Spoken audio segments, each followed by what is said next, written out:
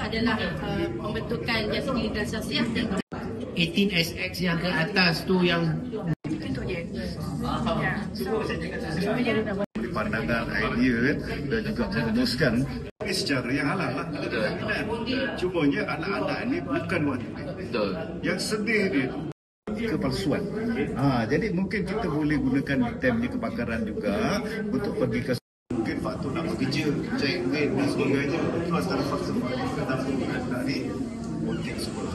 Memang membawa elemen-elemen tak bagus kepada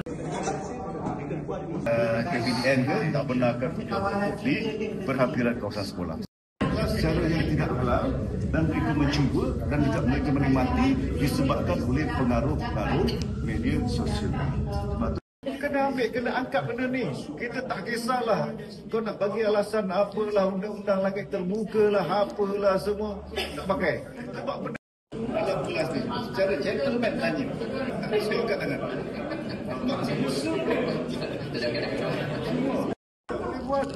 Kita nak ke anak-anak kita rosak. Kena fikirkan solusi.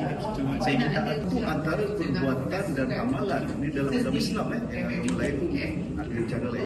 Baik dia ada kebenaran dia, ada kepalsuan dia. Jadi kita bertanya.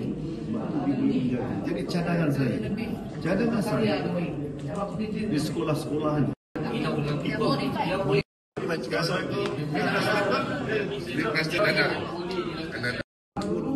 Asas dia adalah agama.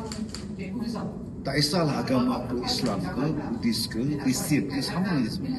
Tidak terpengaruh kepada elemen-elemen lain adalah agama. Saya bagi contoh, saya anak yatim, dan yatim. Tapi bapa tak ada. Saya membesar dalam keadaan solat.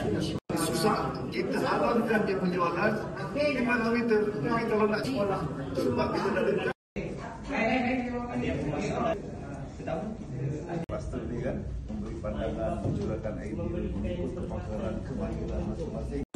Macam mana dan Allah Taala bagi itu kepada kita.